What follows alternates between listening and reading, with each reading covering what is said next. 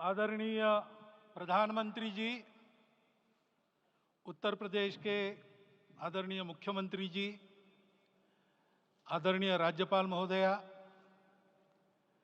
देश के आज विद्यमान सभी पंथ संप्रदायों का प्रतिनिधित्व करने वाले हमारे संत ऋषि आचार्य गण और समाज के सब स्तरों का प्रतिनिधित्व करने वाले निमंत्रित महानुभाव, आज का आनंद शब्दों में वर्णनातीत है और उसके वर्णन करने का प्रयास इसके पहले के वक्तव्यों में अच्छा हो गया है। ये भी बता दिया गया है और हम जानते भी हैं कि आज अयोध्या में रामलला के साथ भारत का स्व लौट के आया है।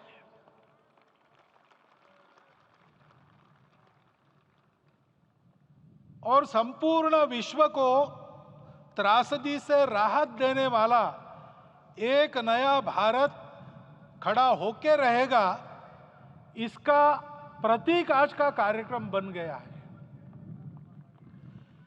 ऐसे समय में आपके उत्साह का, आपके आनंद का वर्णन कोई नहीं कर सकता। हम यहां पर अनुभव कर रहे, पूर्ण देश में यही वातावरण है। छोटे छोटे मंदिर के सामने दूरदर्शन पर इस कार्यक्रम को सुनने वाले हमारे समाज के करोड़ों बंधु वहां पहुंच न पाए, ऐसे घर घर के हमारे नागरिक सज्जन, माता भगिनी सब भाव विभोर है, सब में आनंद है, सब में उत्साह है। और ऐसे समय में जोश की बातों में थोड़ी सी होश की बात करने का काम मुझे ही दिया जाता है।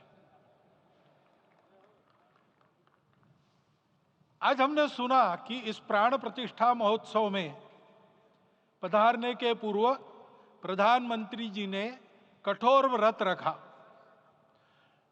जितना कठोर व्रत रखने को कहा था, उससे कई गुना अधिक कठोर व्रताचरण उन्होंने किया। मेरे पुराना उनसे परिचय है, मैं जानता हूं वो तपस्वी है ही, परंतु वो अकेले तप कर रहे हैं, हम क्या करेंगे। अयोध्या में रामलला आए, अयोध्या से बाहर क्यों गए थे? रामायण में क्यों गए थे बाहर? तो अयोध्या में कलह हुआ। अयोध्या उस पुरी का नाम है जिसमें कोई द्वंद्व नहीं, जिसमें कोई कलह नहीं, जिसमें कोई दुविधा नहीं। वो हुआ 14 वर्ष वनवास में गए।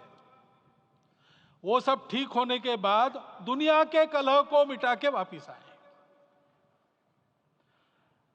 आज रामलला वापस फिर से आए हैं 500 साल के बाद। जिनके त्याग, तपस्या, प्रयासों से ये सोने का दिन आज हम देख रहे, सुवर्ण दिवस देख रहे, उनका स्मरण प्राण प्रतिष्ठा के संकल्प में हम लोगों ने कहा, आपने सुना होगा, स्मरण किया। उनकी तपस्या को, उनके त्याग को, उनके परिश्रम को शत बार, सहस्त्र बार, कोटि बार नमन है। रामलला के यहां इस युग में आज के दिन फिर वापस आने का इतिहास जो जो श्रवण करेगा वो राष्ट्र के लिए कर्मप्रवण होगा और उसके राष्ट्र का सब दुख दैन्य हरण होगा। ऐसे इस इतिहास का सामर्थ्य है। परंतु उसमें हमारे लिए कर्तव्य का आदेश भी है।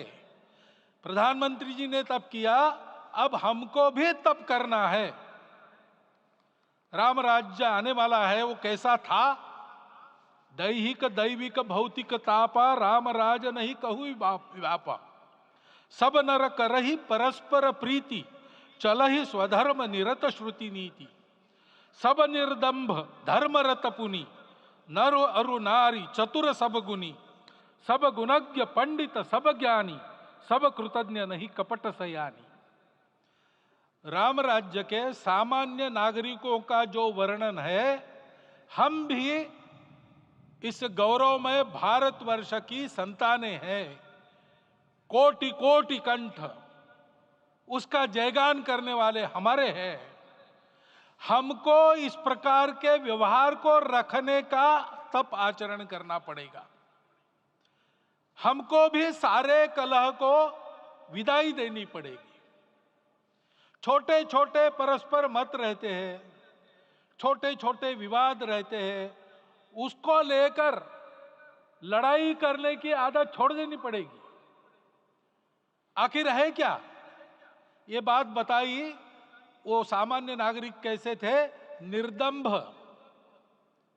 प्रामाणिकता से आचरण करने वाले, केवल बातें करने वाले नहीं और बातें करके उसका अहंकार पालने वाले नहीं थे। काम करते थे, आचरण करते थे और अहंकार नहीं था। ऐसे वो थे और धर्मरत थे। यानी क्या थे?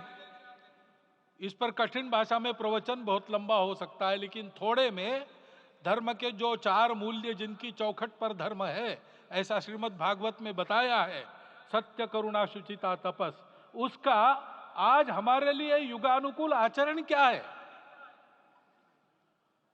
तो सत्य कहता है कि सब घटों में राम है, ब्रह्म सत्य है, वही सर्वत्र है। तो हमको ये जानकर आपस में समन्वय से चलना होगा, क्योंकि हम चलते हैं, सबके लिए चलते हैं, सब हमारे हैं, इसलिए हम चल पाते हैं। और इसलिए आपस में समन्वय रखकर व्यवहार करना, यह धर्म का पहला जो पैर है, सत्य, उसका आचरण है।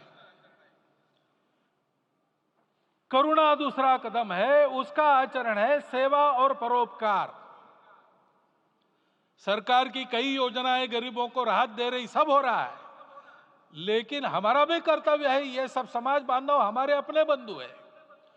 तो जहां हमको दुख दिखता है, पीड़ा दिखती है, वहां हम दौड़ जाए, सेवा करें, दोनों हाथों से कमाएं, अपने लिए न्यूनतम आवश्यक रखकर बाकी सारा वापस दे, सेवा और परोपकार के माध्यम से।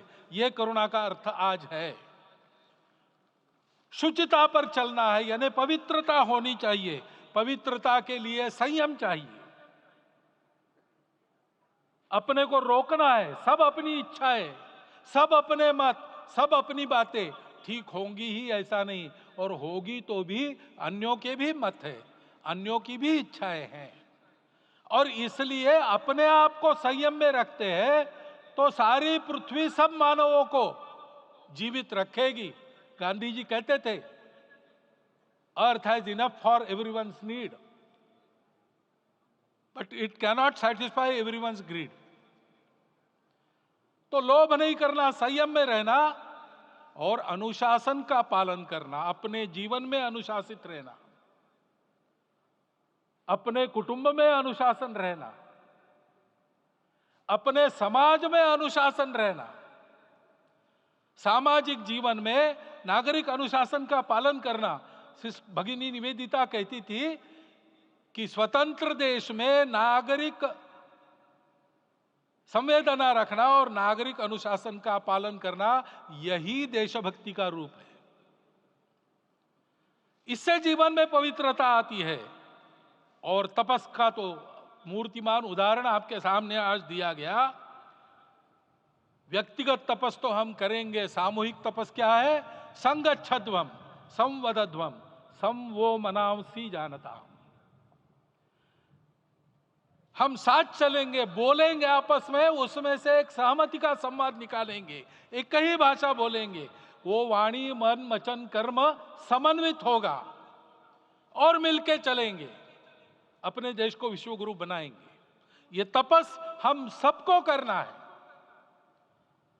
500 वर्षों तक अनेक पीढ़ियों ने लगकर परिश्रम करके, प्राणों का बलिदान देके, खून पसीना बहाकर आज ये आनंद का दिन सारे राष्ट्र को उपलब्ध करा दिया। उन सब के प्रति हमारे मन में कृतज्ञता है। मैं यहाँ बैठता हूं तो मेरे मन में विचार आता है कि मुझे बिठाया, मैंने क्या किया। वो तो जो उन्होंने किया उसका प्रतिनिधि भी मुझे बनाया गया है। उस प्रतिनिधि के नाते मैं ये अवदान स्वीकार करता हूं और उन्हीं को अर्पण करता हूं। परंतु उनका ये व्रत हमको आगे लेके जाना है। जिस धर्म स्थापना विश्व में करने के लिए राम का अवतार हुआ था, उस धर्म स्थापना को अनुकूल स्थिति अपने आचरण में अपने देश में उत्पन्न करना, यह अपना कर्तव्य बनता है। रामलला आए हैं हमारे मन को आह्लादित करने के लिए, उत्साही करने के लिए, प्रेरणा देने के लिए, साथ साथ इस कर्तव्य की याद दिलाकर उसमें कृति प्रवण करने के लिए आए हैं। उनका आदेश सर पे लेके हम यहां से जाए। सब लोग तो यहां आ नहीं सके, लेकिन वो सुन रहे, देख रहे। अभी इसी क्षण से इस व्रत का पालन हम करेंगे तो मंदिर निर्माण पूरे होते होते विश्व गुरु भारत का निर्माण भी पूरा हो जाएगा। इतनी क्षमता हम सबकी है। इसका मैं एक बार स्मरण देता हूं, आप सबको धन्यवाद देता हूं और मेरे 4 शब्द समाप्त करता हूं।